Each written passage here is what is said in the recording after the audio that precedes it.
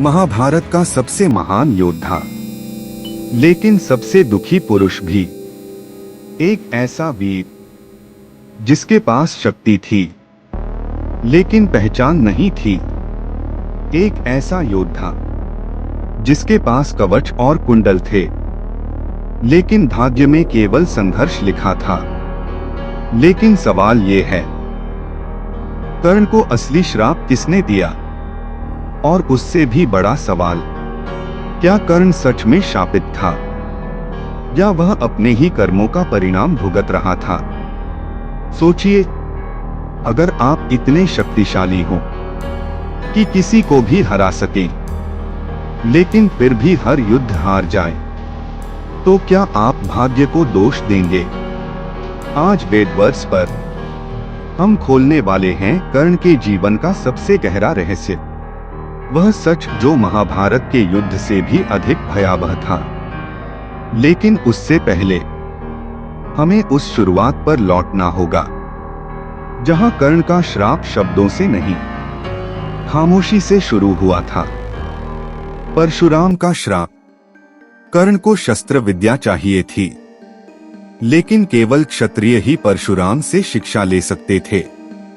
तो कर्ण ने क्या किया? उसने झूठ बोला, अपनी जाति छिपाई और गुरु का विश्वास जीत लिया।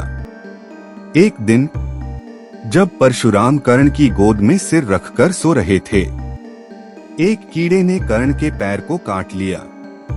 खून बहने लगा, लेकिन कर्ण हिला तक नहीं। परशुराम जाग गए और बोले, ऐसी सहनशीलता किसी ब्राह्मण में नहीं होती। तुम क्षत्रिय हो। सच सामने आ गया।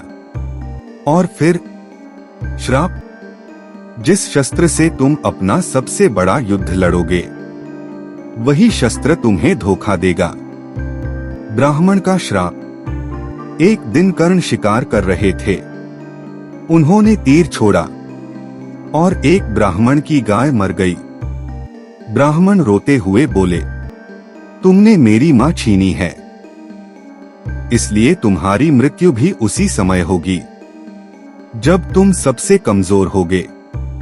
सोचिए, एक तीर जो लक्ष्य पर नहीं लगा, वह किसी और का जीवन ले गया, और वही तीर कर्ण के भाग्य को लिख गया। मित्रता बनाम धर्म। दुर्योधन ने कर्ण को वह दिया जो दुनिया ने कभी नहीं दिया, सम्मान।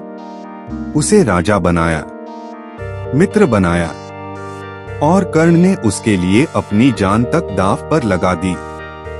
लेकिन यहाँ एक कठोर प्रश्न उठता है, क्या मित्रता का अर्थ है हर गलत का साथ देना, या मित्रता का अर्थ है मित्र को गलत से रोकना? कर्ण जानता था दुर्योधन अधर्म पर है, फिर भी उसने उसका साथ दिया। यही था कर्ण का नैतिक श्राप, जहां उसने अपना धर्म, अपनी वफादारी के लिए त्याग दिया। इंद्र और कवच कुंडल का दान। इंद्र देव ब्राह्मण का रूप लेकर आए, कर्ण से उनका कवच और कुंडल मांगा।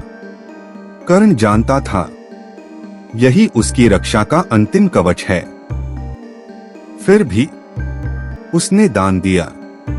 सोचिए, अगर आप अपनी जिंदगी की सबसे बड़ी सुरक्षा किसी को दान कर दें, तो क्या आप महान हैं या अपने भाग्य को खुद ही तोड़ रहे हैं? कर्ण ने अपना कवच दान किया और उसी क्षण अपनी मृत्यु को आमंत्रण दिया। अंतिम युद्ध और रथ का धंसना। युद्ध का अंतिम दिन। कर्ण रथ पर थे, अर्जुन सामने थे और कृष्ण साथ थे। तभी प्रकृति ने अपना श्राप याद दिलाया। कर्ण का रथ धरती में धंस गया। सोचिए, जब आप सब कुछ दे चुके हों और फिर भी आपका रथ आगे न बढ़े, तो क्या आप भाग्य को दोष देंगे या अपने कर्मों को?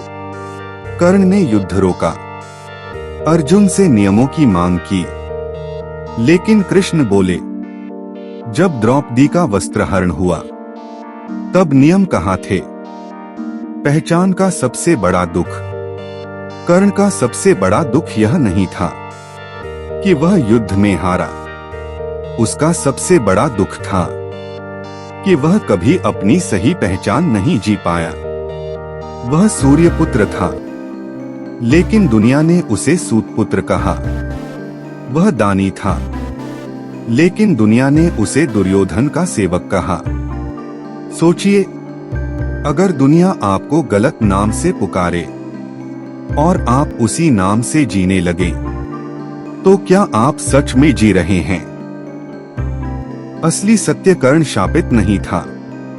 कर्ण की मृत्यु के बाद कृष्ण ने पांडवों को उसका असली परिचय बताया और तब सब समझ गए, कर्ण शापित नहीं था, कर्ण परीक्षित था।